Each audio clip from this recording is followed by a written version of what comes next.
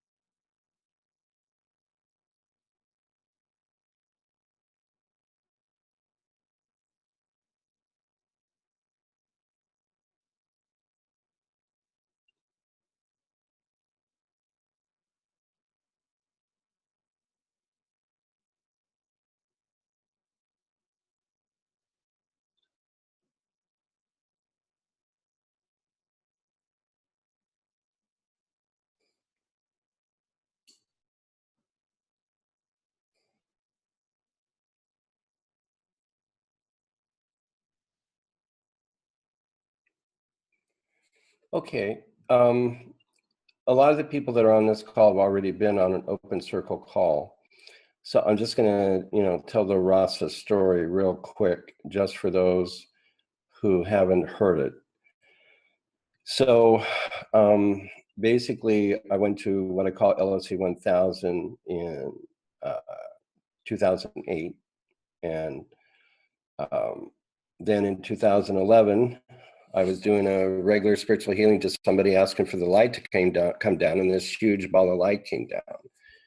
And this person had chronic pain from various car accidents and so on. And they got a lot better, and we thought at first it was physical, but in fact it was a change in their consciousness. So I kept giving Rasa 2011, 2012, and the first person said, "Hey, I've awakened from what you're doing." I was very skeptical in the beginning. I really was, probably for the first year. But then somebody in Hong Kong went to 1,000 after the first Rasa over Skype. The first Rasa, they went to 1,000. And they told me so, and I could tell they were there. They had realized their true self, no question. So after that, things kept expanding and kept progressing until now there's over 350 people who have awakened via Rasa. There are also other people who are trained as Rasa givers, including Ananda Devi, of course. And, she will be here shortly. And that's the basic story. And if there's questions about that, later on you can ask them. From my point of view, there is a global awakening taking place. And this global awakening is taking place in the West. And we are very busy people. And, we don't have time to spend 40 years with the guru or 40 years meditating. So I think the planet wants to wake up, and the planet has come up, or the higher power has come up with new ways to awaken people more quickly, much more quickly, in a new paradigm that parallels the internet, like a spiritual internet download. That's how I see Rasa. It's a spiritual internet download. Just so happened to come to me, but it's something that some other people can do when they get plugged in, when they go to 1,000, and when they get trained to do it. So it's part of the global awakening. That's how I see it. Okay, so like I said, you can ask questions about that later if you want. Let's see, hold on, let me check. Are you here? Okay, come on. She's here, she's just waiting for the right moment. No, I'm waiting for the rasa. Rasa is over, rasa wrap is over.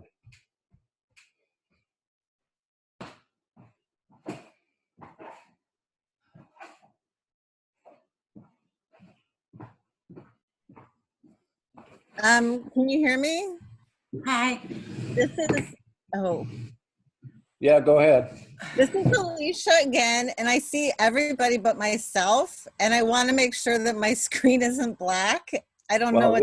I can see you, we can see you, fine. Really? Okay. Yep. Yep. All right, I can't see me, but. Well, did you click on your own video down there? My own video. On the left, down bottom left there? I mean, do you have video on there? I don't know. I mean, I see everyone else. It's on the video. The video's on, and now it's not. Well, the bottom line is we can see you at least. All right, that's fine then. Yeah. Go ahead. Sorry. Okay. Yeah. So there's one thing that we wanted to talk about. A couple of things just ahead. We like to do questions and answers, and of course, do the rasa at the end. But you know, there's a couple of misconceptions. We always like to clear up misconceptions that people have about seeking and about awakening. And one of them is the place of desire. You know, desire gets a bad rap. People had translated the Buddha's teachings that, you know, basically desire is bad and that desire is the cause of suffering. I was a very serious Buddhist for a number of years, and I got very interested in the translations. And to be honest, that's not the translation. The translation is that grasping or craving or thirst is the problem. That's the cause of the suffering. In other words, if I'm coming from lack, if I have something missing and I'm grasping and I'm grabbing, that is suffering. That's contraction in action. Desire is spontaneous flow of life. Without spontaneous flow of life, how can we live? So there's a big misunderstanding there.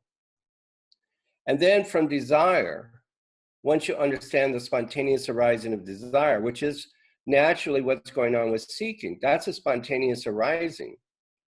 You know, so we're going with the flow of that. But the flow of that means that in this very moment, it is possible to enjoy the fulfillment of it. So from desire comes manifestation. From desire automatically comes manifestation, if you do not block the desire. Somebody asked Ramana Maharshi about desire, and he said there's nothing wrong with it. And then it was a boy asking, he said, well, I desire the girl next door. And Ramana Maharshi laughed and he goes, well, the problem with that desire, though, is it's too small. You need a big desire, like a big desire to realize the self. So you see, desire is good and desire is positive, especially when it comes to spiritual seeking. The desire is the basis for everything. Desire is the power of life in movement. We can't fight it. If you decide to fight desire and say no to it, what are you doing? You have another desire that's then manifesting. And then the last thing I want to say before we get to questions and answers or whatever we get to is that a lot of people are trying to end their seeking from their head. You know, this is something that came to me a few days ago, and I wanted to share it. I've started sharing it with people. And it may, in fact, be very familiar with you, so it may just be a reminder. But it's very natural to try to solve the whole seeking dilemma from your head through thought, trying to solve the problem of thought through thought. You can't do it. That's a dog chasing its tail. It's a three-ring circus of thought. You can't fix it by thinking. So then what are you going to do? As a seeker, you have experience of presence. You know, as a spiritual meditator, as a person on the path, you have experience of presence. So you can think of it this way. Here's a very practical approach. If you find yourself with, thoughts that are stressing you out, that kind of a thing. You drop down into your experience of presence. Now, I would say that's dropping down into your heart, but you're dropping down into the experience of feeling. Dropping down into the experience of pure feeling, pure presence. Now, it's the sense of existing or the sense of being. Dropping down into that, it's no longer defined by thought. So you're not trying to solve it up here. You're solving it from your heart. And resting in pure being, or resting just in the sense of existing, it's pure feeling. And in that pure feeling, choose happy. It sounds too simple, but actually it works. You're resting in feeling, resting in the sense or feeling of pure existing. And from that place, not from your head, but from your heart or from the sense of existing, from the feeling of pure being, pure feeling, choose happy. You choose to be happy now. And then you can look back up to the head, or smile up to the head, or shine up to the head, because presence in the heart is like a sun that's radiating. So that radiance can go up to the head. And the thoughts that were up there that seem so important will not seem very important. In fact, they may melt and go away. They may drop down into the heart and dissolve. So what I'd like to do right now is, let's just take a minute and, just take what I just said and do it in your own way. There's no right or wrong way, but let's just find out what you experience when, instead of trying to listen with your head and understand with your head and so on with your thoughts, what if we just drop down into the heart, or into the sense of pure presence, pure existing, and pure feeling? And then, if you can, choose happy now. Through feeling, feel happy now, choose that, and then see what happens. Okay, here we go, just for a minute or two.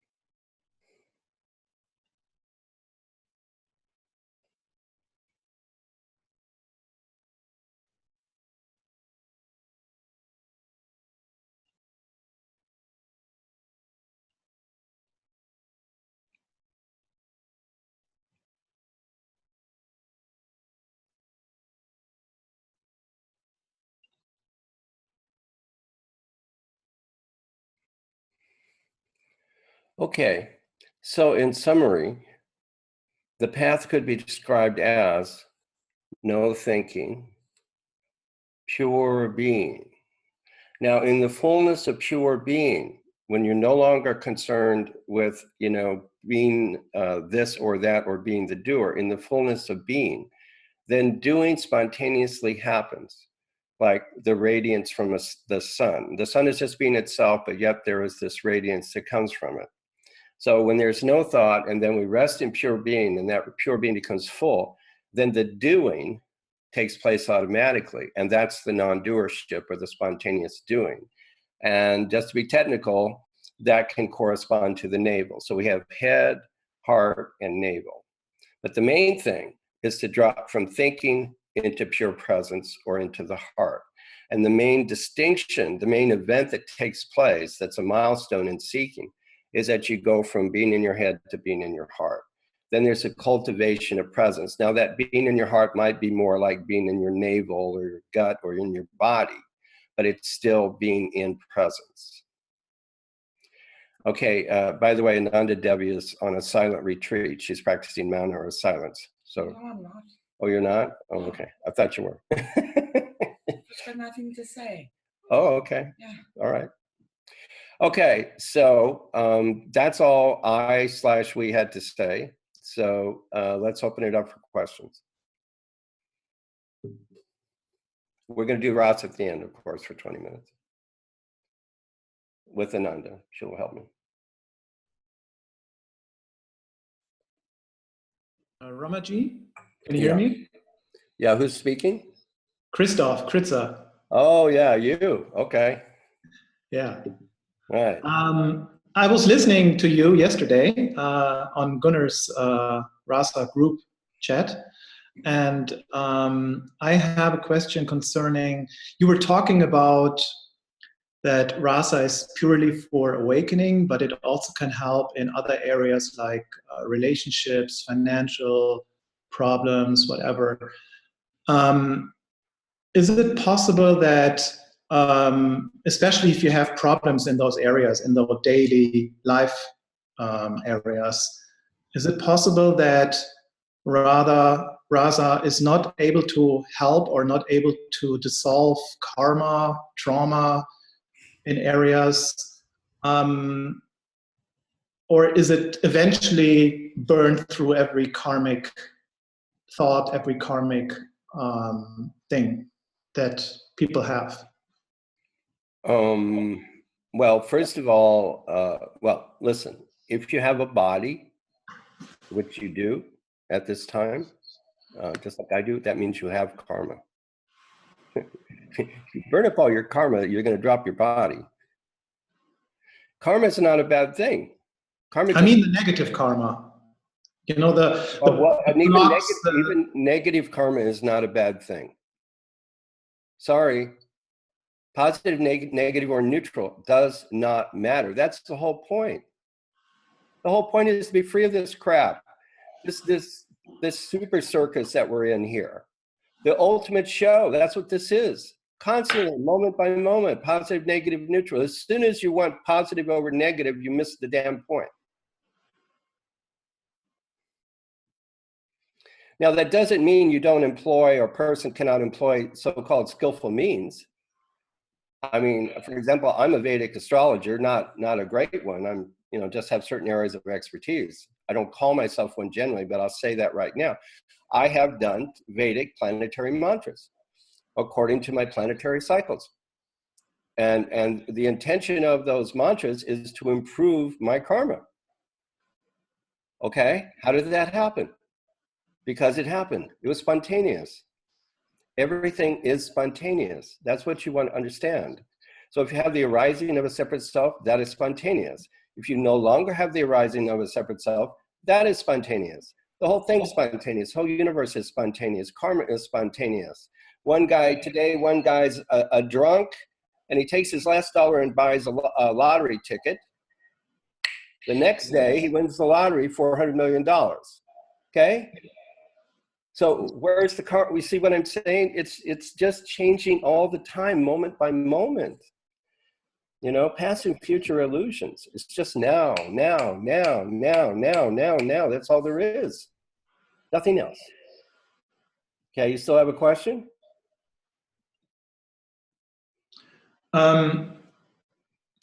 What I heard from a lot of people, mystics, masters, astrologers, whatever, they all tell me, "Oh, you're blessed with wealth. You're so blessed in this lifetime with wealth." And then it doesn't really reach me. And then I asked the person, "But why isn't it not showing up?" And then he said, "Because of some things that happen." I'm sorry, I can't help you. You should go to those people and talk to them about that problem. It's got nothing to do with us, really. Come on now. Okay, I'm sorry, we have to move on. Anybody else have a question? No, I just asked if Rasa, because yesterday you said it is possible to help. I am telling Christoph, is that right? Is that your name? Yes. Okay, Christoph, I tell everybody to get Rasa. Everybody, please get Rasa. All 7 billion people on this planet, please get Rasa. It will help you awaken. It may help you in other ways because it's a blessing from God. You want a blessing from God? Get Rasa. Can you tell God what to do? No, you can't. Let God do what God wants to do. So if God wants to bless you and help you with your karma, then God will do that. And if God doesn't want to do that, then God won't. But please get Rasa, whoever you are. And if you don't want to get Rasa, then don't get it. But yeah, Rasa is capable of miracles. I can't even talk about some of the things it has been able to do. I can't even do it because it wouldn't be considered appropriate. It wouldn't be, it'd be too outrageous. But what will happen with you as an individual, God is not telling me right now what's going to happen. God is telling me to tell you to just, do whatever you want. But don't ask us to figure out what other people have been telling you. Okay, so get Rasa if you want to and don't if you don't. Okay, somebody else, please. Okay, thank you. You're welcome.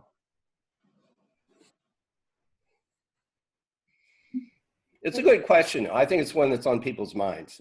Karma, good karma, bad karma. It's a common question. Is it Andrea or Andrea? Do you still have a question? Yes, I still have a question. It's Andrea. So Ramaji, maybe the problem is just that I'm partway through the 1000 book and I haven't gotten to where you explain this, but you refer to the earth having a different LOC than sort of the humanities aggregate or... That's right. Could you explain what that means? Sure, yeah. Or do I just need to read farther? Yeah, no, it's a good question. It's very relevant. Like I said in the beginning, there's a planetary awakening. So what I could rephrase that and say the planet Earth is awakening. And all of these little kitties that are riding on the back are, struggling to awaken along with Mother Earth. Mother Earth is awakening, with or without us. The soul or Gaia of the earth has decided, in my opinion, to wake up. So it's going into non-duality very quickly.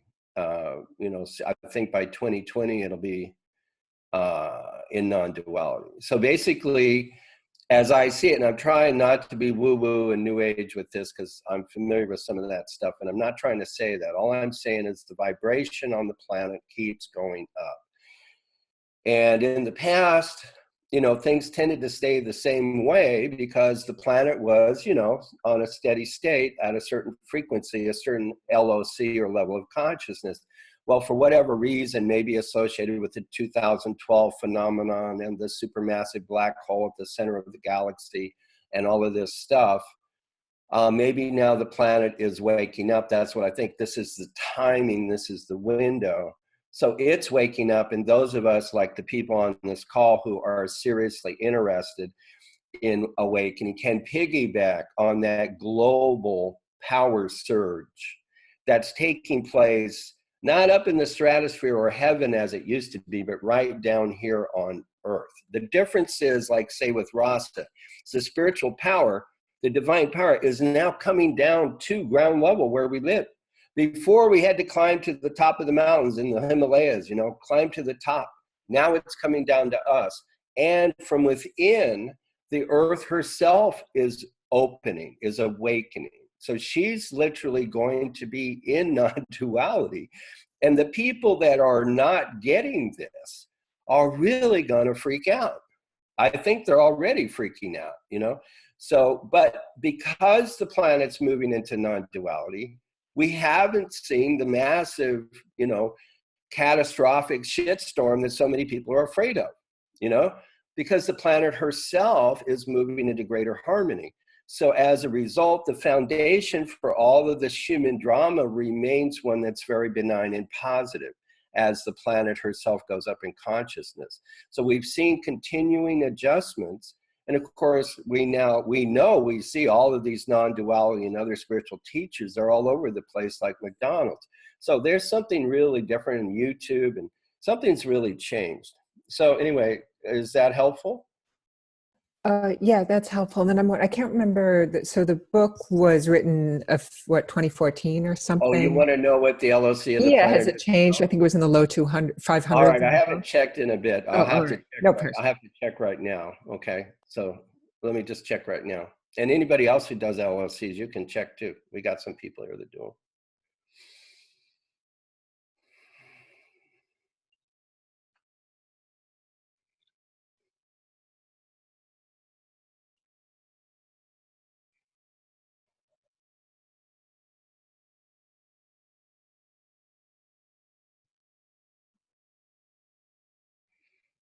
Okay, so what I have right now is 594, and I think it'll be up into the 600s by 2020. And once it gets into the 600s, I think that'll be the deciding factor.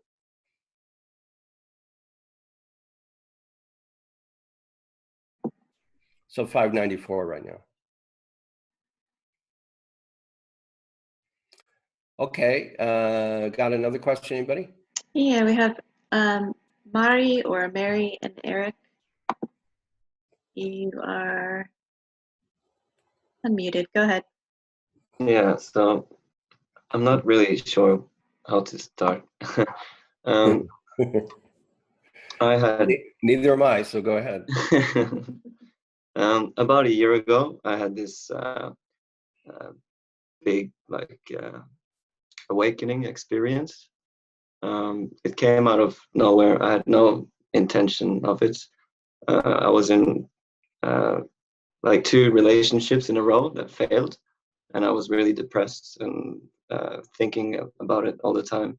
And then all of a sudden, I was sitting at school, and I started shaking, and I was just crying for like 12 hours, 24 hours. I don't remember, but I was just crying nonstop. And all of a sudden, I felt really clear. And I guess my question is like, what happened? I was like, for 3 months, I was in this really blissful, calm state. And I also felt energy all over like my crown and my third eye. And also I could tell what people felt, and I could like look through their masks, if you might. And I don't even remember all the things. It was just big realizations every day. I'm guessing, and I still don't know what happened. Like I have different theories all the time. So, well, where are you at now? What's going on now? Right now, I was like steady for a while, and then I couldn't feel it for a while after that, and now I'm kind of like going, I don't know, in and out. And it's because before this, I didn't have any practices established, or I didn't know what was going on. So I just kind of gradually went back to my thoughts. Like my thoughts started coming back, and I don't really know. Right now, I feel pretty good, but still, there's some. There's a question that we like to ask people. There's a question we like to ask people. Kind of, what is the deciding factor? And it's a secret, but I'll tell it to you. I'll tell it to everybody. And that secret is, the question is, do you still feel like you were the doer? Do you still feel like you were, if you reach for something, if I pick up this pen, or I'm driving my car, do you feel like the doer? You feel like you're doing it. You have the doer feeling. Sometimes I do, but other times I don't. I feel like everything just kind of happens, and also synchronicities everywhere.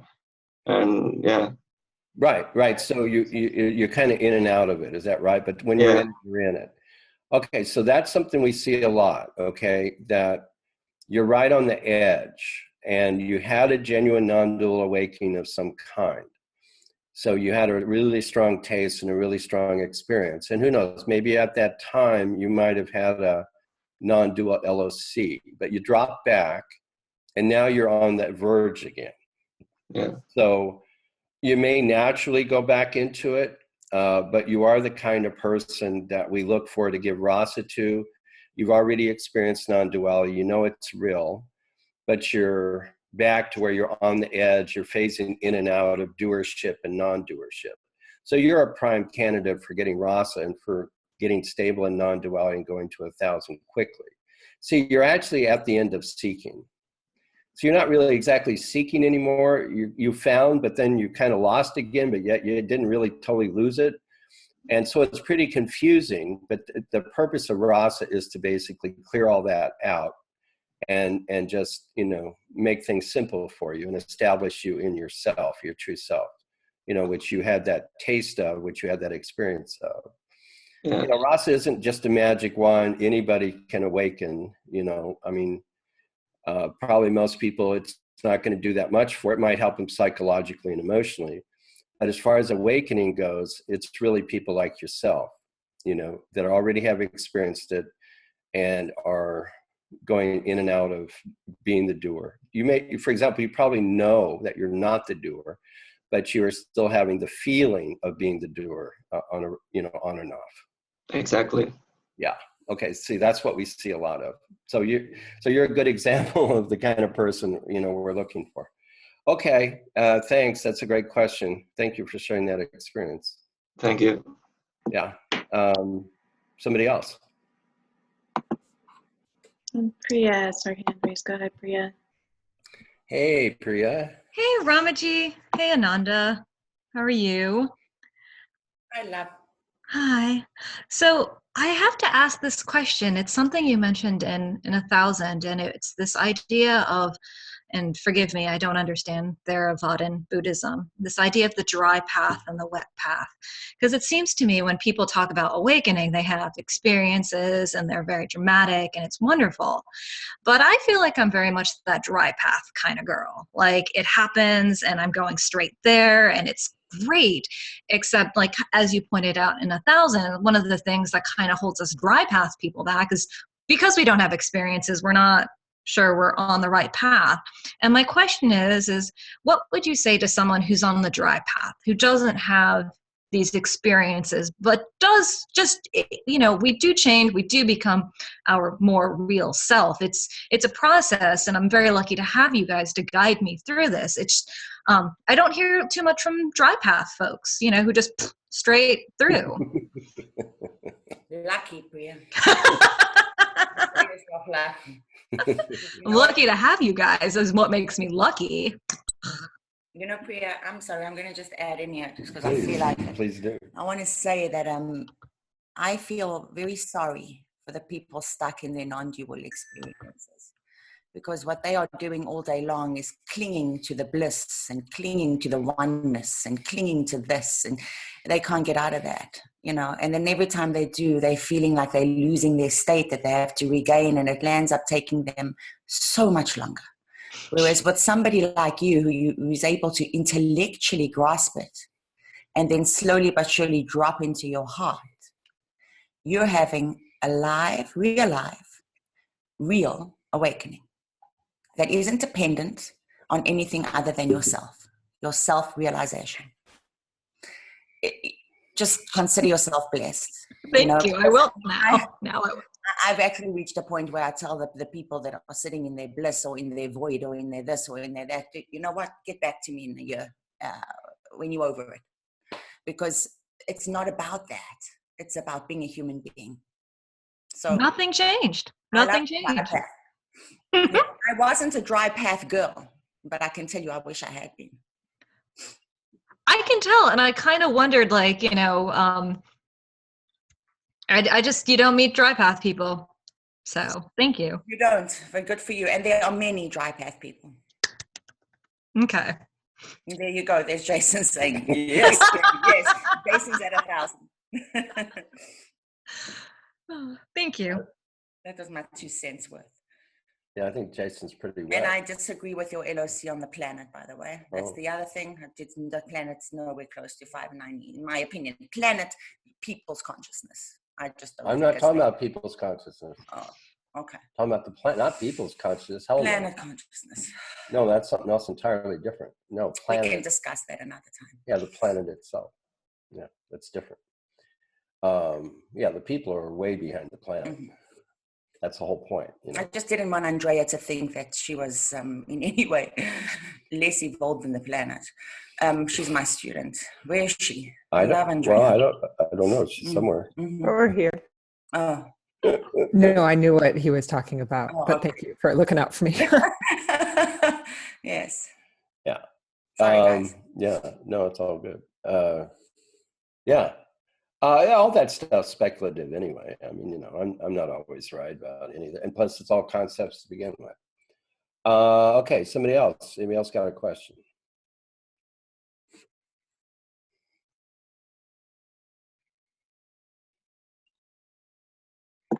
Go ahead, Tim. I think I have to say something. Good, Tim. It's about time, Tim. Mhm. But, you know, I mean, you, Ananda, contradicting yourself, right? Because sometimes you're saying, well, this is the way it is, right? Everything happens because of this, spontaneous. On the other hand, you're saying like, oh, okay, well, they don't want to do it, so they're slowing it down. There you go. Who's slowing it down, Timmy? Say that again. No, I don't understand your question. Repeat the question so I understand it, then I'm going to answer you. Say it again. Okay. I'm saying that, like you were talking to the last lady here, she said, you know, she's sort of a perfect woman, you know. Yes. Or something like that. I don't mean it in that way, but. Oh, I see what you're saying. Or what you're saying is. So there's other people the who. dry path who better stop. than the other path. Yes. What I'm saying is no, Tim, you misunderstood me. What I meant, Tim, is that when you are on a mystical path and you are searching for bliss all the time, you can't help it if you get the bliss. If you have the mystical experience, that's going to happen. You're not the doer, you can't help it. What I'm saying is it's getting stuck in that, which often happens to people. They can't help that either. But I'm trying to make Priya understand that whether she has it or she doesn't have it, the fact that she doesn't have it is totally cool too.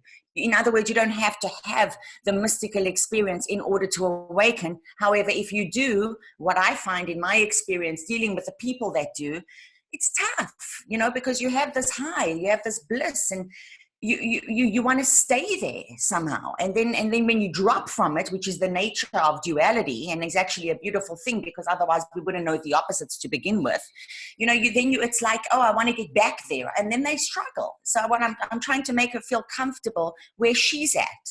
And the ones that are have had mystical experiences, such as myself, I lived in a twilight zone for 3 years, not knowing what to do with that. So I'm saying it doesn't matter.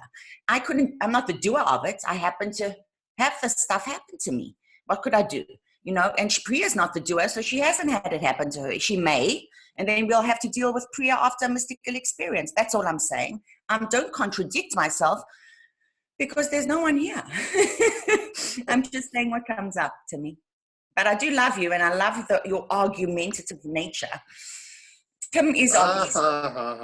Okay. Oh, and I just want to say, like, I appreciate them reassuring me. Like, it makes a world of difference to still know that, you know, it's not different, you know, it's good to have people who understand both sides of the coin. And, you know, to any dry path people who are on this call, like, you know, it's for people too, who sometimes might get discouraged because they didn't have the bliss, but it doesn't at the end of the day, dry path, wet path, like when you find yourself, when you're that lucky, it's the same. It's the same. Mm-hmm. Yeah, you end up in the mud of the self. Exactly. Yeah. Yeah, it doesn't matter. I mean, if you can have mystical experiences or not, either way, it doesn't matter. I mean, it's just whatever your destiny is. Okay, cool. Okay, somebody else got a question? Hi, Ramaji. Hey, Sebastian, it's been a while. How you doing? Hey, thanks. I'm good. You know, I have a question about non-doership because sometimes I thought that I'm closer to 1,000 or something, but I guess I was totally wrong because when you said recently to the Eric that the question the question is, do you feel as a doer when you do simple things? And I guess I felt non-doers, nothing, not feeling as a doer. Just I think once, like 3 months ago, I was working in the kitchen, and there was quite a rush, and I was working with a girl, which was also like we were like in a way like a dancing in the kitchen, and I realized that I make the moves and I take the things, and for like 3 seconds, or like let's say 2-3 seconds, I realized that that I don't actually doing it. That it's like a body is doing it. Because but I noticed that because I was doing this all those things right, but I was not. Sebastian, how did that feel? I mean, it was feel like it was feel very surprising. I didn't. Then I realized about. I mean, exactly. It was like. It was literally as I would like watching this only. Did it feel good? Did it feel good? Oh yeah, very, very good. It was feel like a magical thing. Like sometimes I call that the total let go state. Would that describe it, kind of? What kind of state? Total let go. Let go, yeah. Because I didn't. I was the hands were grabbing things, but I wasn't grabbing anything. The body, yes, exactly. The body is doing. The universe is operating the body. Yeah, there was no any tension for everybody. For everybody. So you see, that's why this is the marker of enlightenment or awakening, non-duality. And of course, my first guru, and you know, the one that brought me into non-duality was Ramaji, and the key of his teaching is non-doership.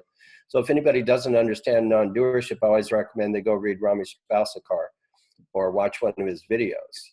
So working mind, yes. But the reason is we can fool ourselves. Oh, I'm so spacious. Oh, I'm so peaceful. Oh, I'm this. Oh, I'm having this experiences. I mean, how many times have we talked to somebody who had been lost in bliss for days, weeks, or months, or lost in love for days, weeks, or months? Guess what? They came back. They're still the doer. You see, doing is the payoff for having a separate self that, you know, is going, hey, look at me, I'm separate, and guess what? I have the power to actually do whatever I want, regardless of what the universe or God or whatever's running the show here wants. I can do what I want. Because otherwise, what's the point of having this little me or this little I? If all it does is just do whatever the higher power wants or the universe wants, if it just totally agrees with the universe, the higher power in every second, second after second, what the hell you need a separate self for? So you see, the real mark of now you're that little, you know, me in the head or wherever it was, this little guy behind the eyes, that's gone. The proof positive, the litmus test, the acid test is, holy crap, I'm not doing anything. The body is doing all this by itself. And if you go to my favorite scripture, in the Bhagavad Gita, chapter 5, verses 8 and 9, Krishna says, if you've seen the truth, you're living the truth, then you will say, oh my God, I'm not doing anything at all. But Sebastian's question was, Sebastian, are you questioning now where you're at? So you had a taste. Yeah, that was. Yes, Yeah. so now what will happen? You probably start having more tastes, because now once you start getting a taste, you start getting more. Yeah. That's a real taste. Yeah. It doesn't mean that you're going to necessarily always feel that way. It just means once you know it with certainty, you'll never question it again. And then however you conduct yourself in the world, it's irrelevant. The seeker disappears. When that happens, you're at 1,000. Then life is, and paradoxically, people think that is such a surrender. I'm surrendering the doer. It's like, oh, and now the universe is running the show. But you are then in divine concert with divine intelligence. Paradoxically, the little I who is trying to control things and do things and thinks it's so wonderful is not nearly as intelligent or brilliant as that which is growing the flowers or a baby from a seed into a fully grown individual. So when you allow yourself to let go, and you now the thoughts, not in an egoistical way, but in a way that is just so real, and then your powers of manifestation, then your powers of doing, then your power, because you're no longer doing it, but you are allowing it. And so it's a flow unlike another flow. And that's the joy of awakening. Otherwise, why bother? Then it wouldn't matter if we were the doers or not, we would care. Why does anyone want to wake up? It's because they want to feel their divinity. They don't want to feel the separation from not being part of the whole. And that's the beauty. That's why we are here. That's why we are here to help you. That's why the Rasa came to Ramaji, for no other reason other than that. Because then you will also know you're not even separate from the person in front of you, but so much a self along with them. And yes, that's the start, Sebastian. So fabulous. The Rasas are helping. Yeah, nobody is a doer on the whole planet. You're not anyway. Nobody so why is. bother thinking you are? Nobody is. See, it's all being done. That's what it says in the Gita. Krishna says, you know what? Nature or God's doing everything. Scientifically, today we would say the universe does everything, including if you have a feeling of a separate self, the universe is doing that too. And then if that stops happening, then the universe has done that. So the difference between an awakened or enlightened person and one who is not the non-doership, in fact, because nobody's the doer. It's the awareness of the non-doership, of the fact that they're not doing anything, that the universe is doing everything, in which case you can now relax and enjoy the ride. So Ramaji, to get up in front of the bus and try and fight with the bus driver to control the bus. Sit back and enjoy the ride. It's got a great view and it's constantly full of wonderful surprises. Instead of driving the car with a brake on, take your foot off. Yeah. It's a fabulous so actually, drive. that's when life abundant really starts happening. You let go and let God or let the universe. Anyway, say whatever else you want to say, Sebastian. So we may I'll just have one follow-up questions. So from technically from the point of view of the person who is at LOC 1000, it's like it doesn't necessarily means that he's always in this non-doer feeling, but it's like a level that he like Karl Lenz was speaking about those 7 C's, 7 levels. And he said that like enlightened person or like fully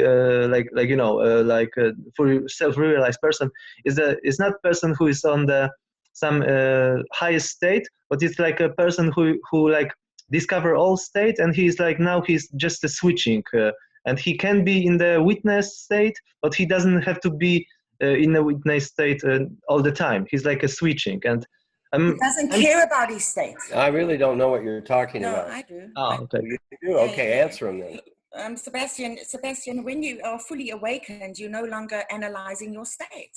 You're just yourself. So whether you're having a state of realization, of bliss, of anger, of depression, you know you're not the doer and it's an arising, and you don't give a shit about it. Who gives a crap?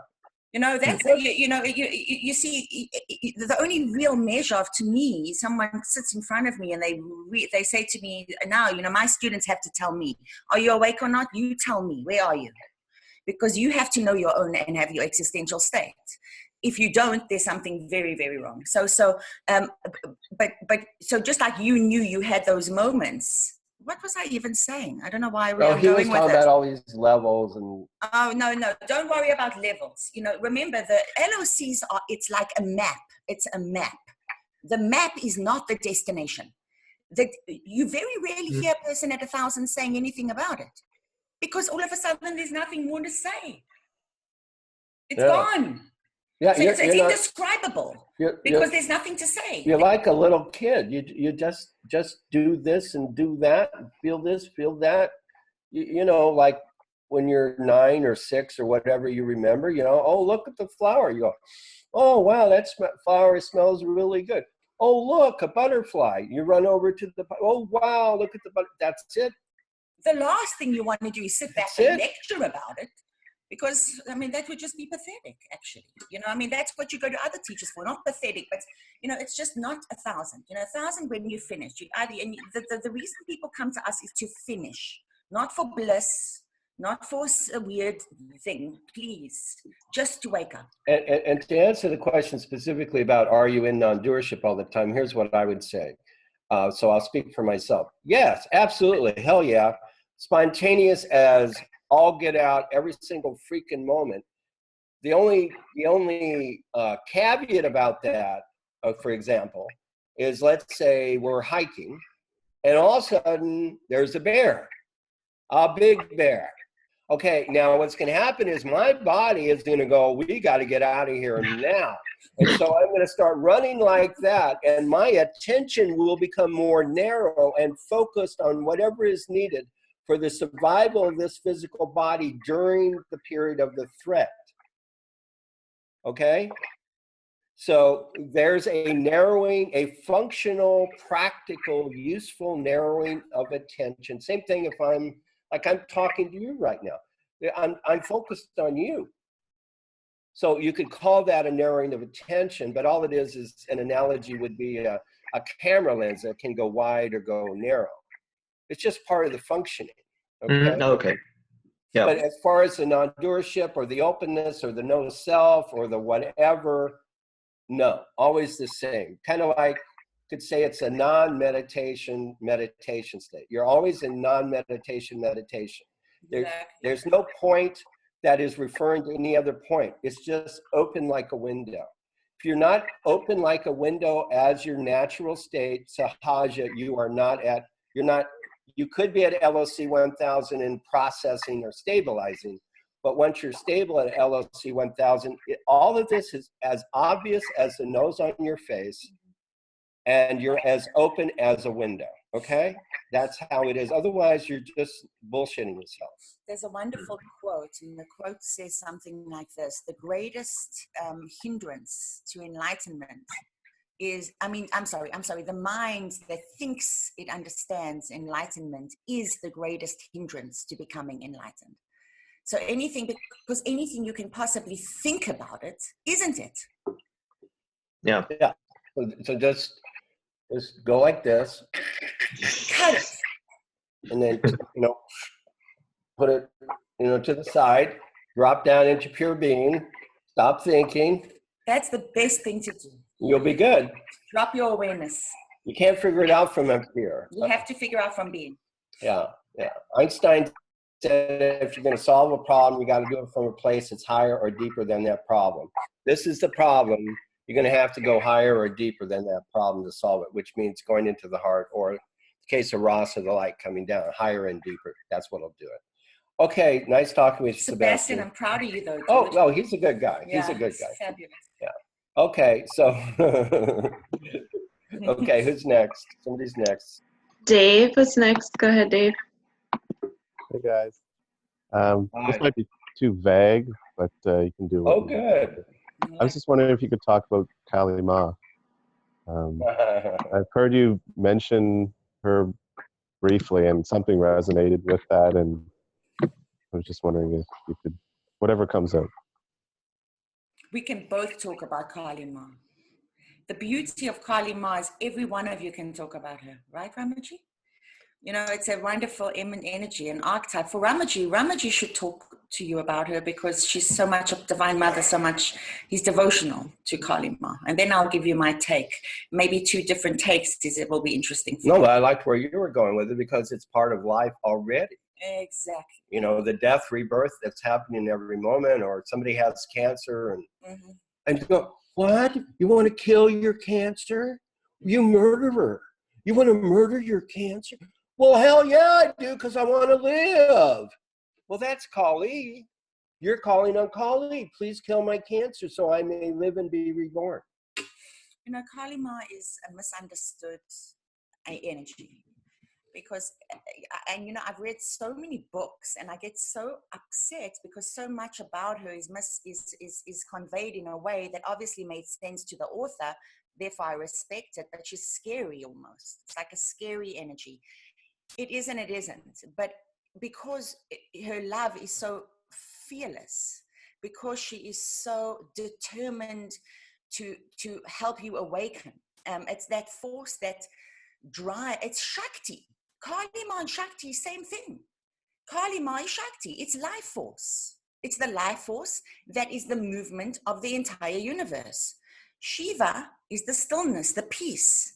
I often wonder, so many people that have got all the Shakti running through them all day long, or Kundalini, whatever you want to call it, say, well, they want the peace. They want to be in meditation. They want the Shiva almost. And then when Shakti comes to play, they say, I want to wake up. And Kali Ma, call it Shakti, synonyms, says, okay, you want to wake up, guess what?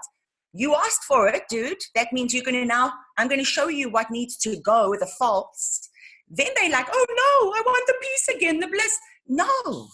You see, because there is no differentiation between Shiva and Shakti. They're one thing.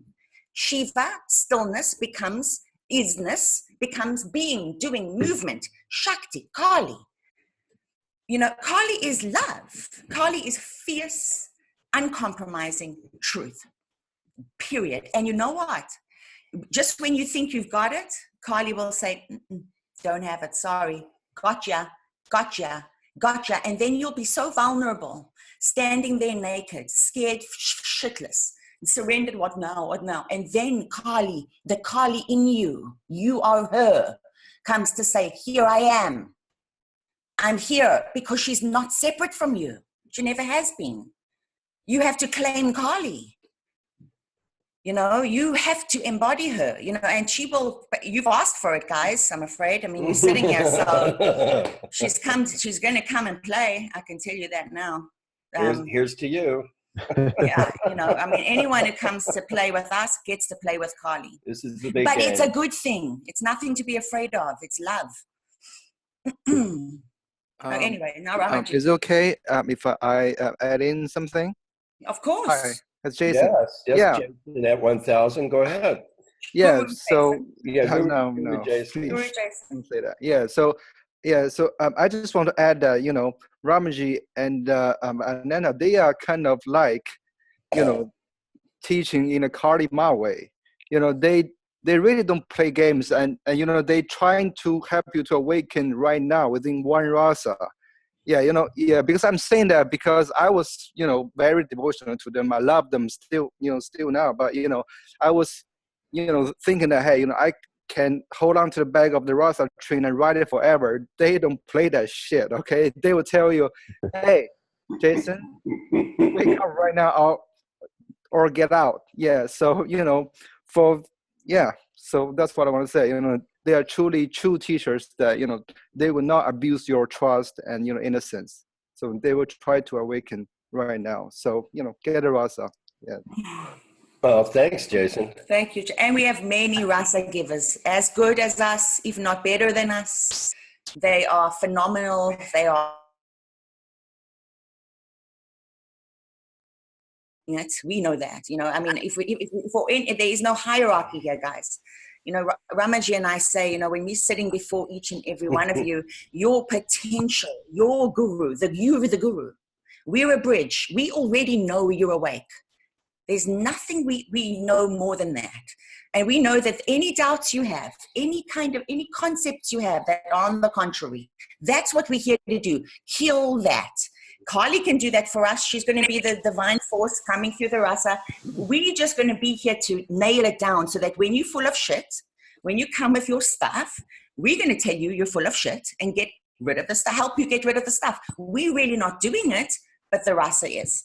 So that's really what we are. You are the same. You are already the guru. There is no such thing.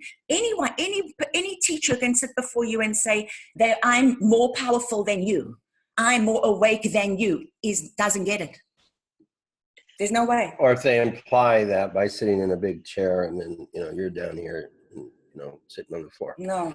Okay. Can I say something? Can I say something? Yeah. You just did, Gary. Go ahead, man. Gary G. Gary G. Rasa Giver. You can go to Gary's. Well, listen, just cut me off when you've had enough. But I can't let Jason have the last word. I love Jason. He's my favorite guy. He's my favorite guy. But I want to say something about Kali Ma, because Kali Ma, to me, I mean, there's nothing I encountered in my entire long life of seeking, finding, getting it, losing it, doing all this stuff everybody's done. But the connection I have had, have established with Kali Ma is the greatest thing of all. And lately, this is what's been coming to me lately. Kali Ma does three things: destroys ignorance, okay, dispels darkness, and devours death. And she doesn't play games. So I'm with Jason. I'm with Ananda totally. Ramaji totally. It's all about awakening. It's not about bullshit. It's not about mystical, blissed out this and that thing experiences. It's about waking up. And if Kali Ma can't do it, nobody can. Mm-hmm. So you're all going to get into your own inner Kali, man, and then you will each have a story to tell. And that excites me. Any other questions? No, wait, I have something to say. No, yes. Ramaji must, but just before you're getting a drink. No. Oh my God, he's getting a knife. Now he may kill me. No, I just want to make a point here. Mm-hmm. I want to make a point here, okay? This is what it's about right here, okay? If you ever looked at a picture of Kali or a statue of Kali, since we're talking about her. Okay, she's got a sword in her hand. Okay, that's what this is. So if you all want to wake up, okay, then, the ignorance, the me, the false self, whatever you want to call it, has got to go. And what Kali is and does, she's the archetype for sudden awakening. But because it's Divine Mother, it's very rapid, okay? Very rapid and smooth and gentle, amazingly enough. So this is what it's about. This knife from Kali Ma gonna chop your head off. The thinking mind, the thinking self. It's that simple. So if you're ready, like Gary G or Guru Jason or whoever, and of course, they both took a while. Jason took quite a while, over a year. But no, we've got Luann. I mean, we got a lot. But this is what it's about. Not about your mystical experiences. This is it right here. Your head on the chopping block. That's what rasa is. That's what Kali Ma is about. No nonsense. How many heads she's got around her neck? Yeah. Let's. Yeah, there's Gary's Kali Ma. See all those heads? See. Heads and arms. The heads represent the thinking mind, the separate self, and the arms represent the non-doership. They represent that the person's illusion of being the doer is gone. That's what she has a what you call skirt of arms, heads and arms. The heads, the separate self has been removed, chopped off, and the arms have been chopped off, indicating doership the illusion of doership is also gone. Okay? All right. What else? Whom else wants to ask a question? Tim. Love your questions. Tim, go ahead. Oh, yeah. Oh, Timmy. Not again. Okay, sorry, You sound like you have the last word for this thing. No, But, you do. no, but just let me say, say it, even if I'm wrong, right? Okay, so here we go. Not wrong, yes. It's, you know, the mystical experiences, they are so fascinating. You know, there are so many varieties. I don't see how anybody can say, oh, okay, I don't want them. You know, it's just part of the game. There are so many varieties and so extraordinary. I forget them all, of course, but what's your point, Tim?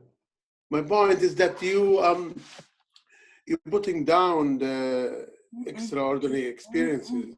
No. Well, they are leading. They are leading toward. They are leading to that direction. You know? No. Tim, there's nothing finer than a mystical experience. There's nothing what? Nothing finer. There's nothing like the self showing what's that bliss, that oneness. Trust me. We both had lots of mystical experiences. Lots. What we're saying is they do not last.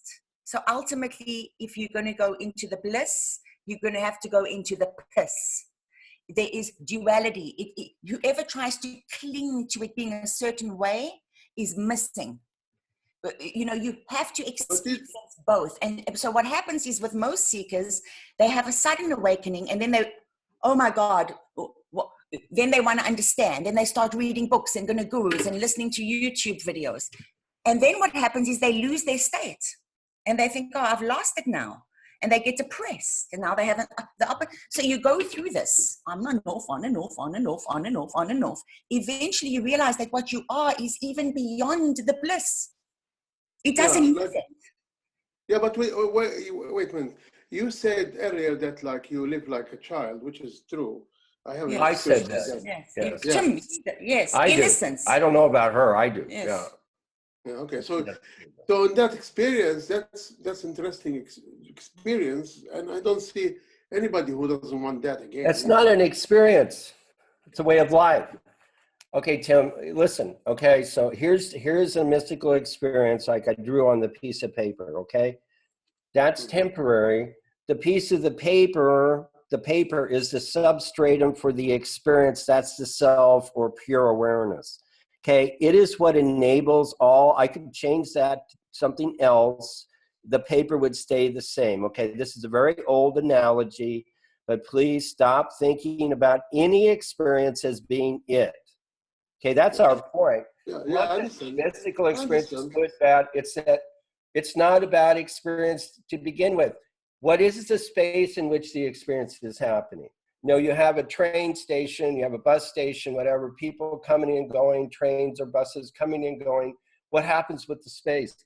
Nothing. Okay, that's what we're talking about. Okay?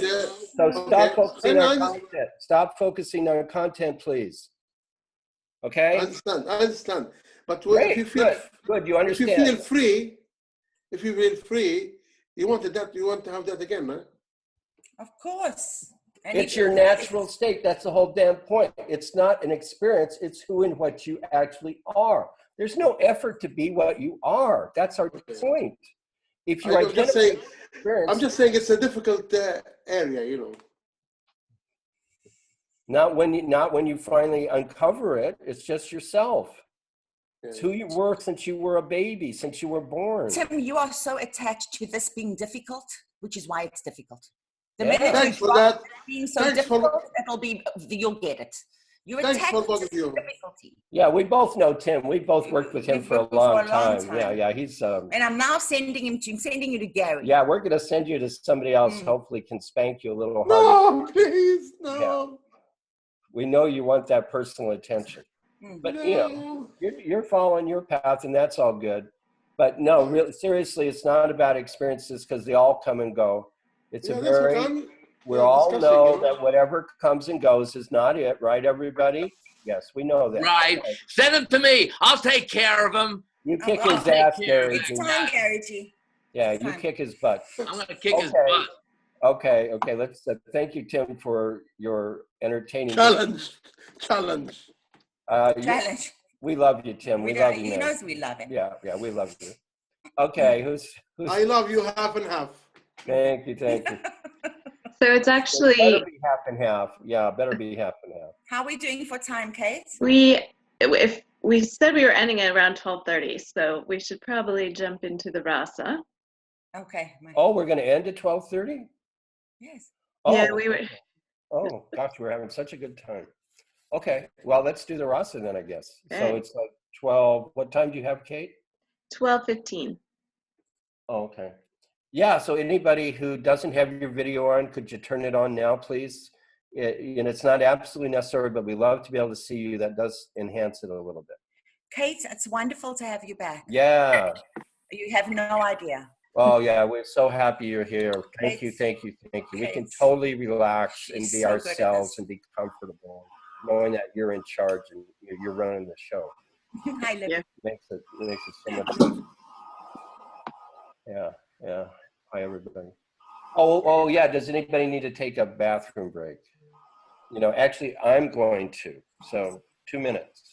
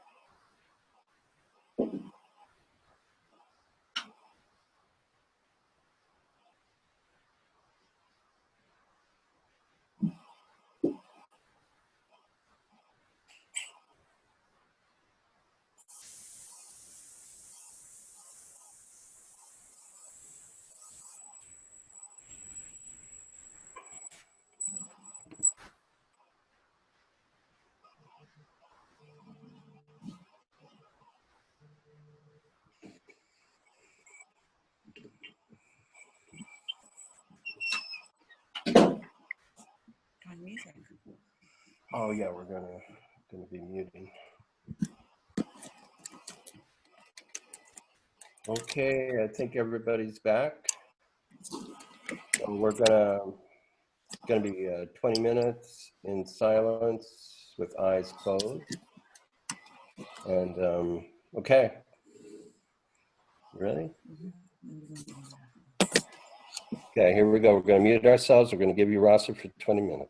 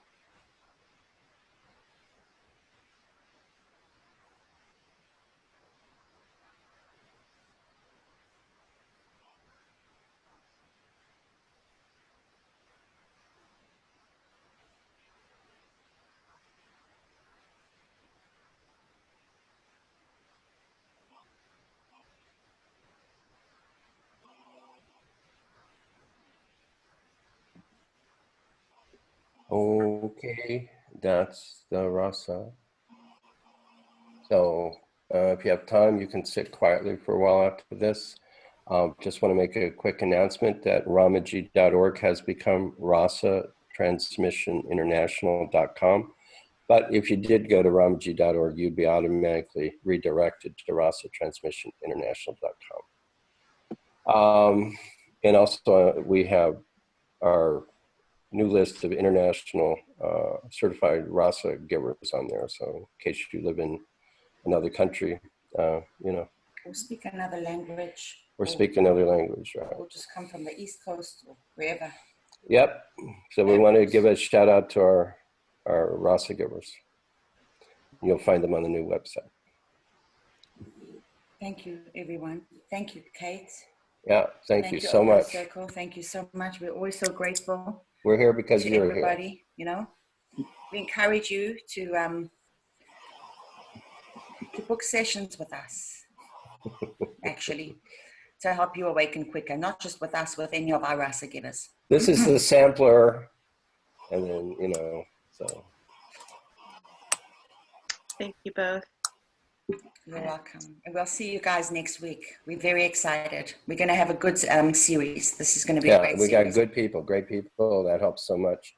The resonance is very important. All you guys, you're helping everybody else. You're helping us. We love you.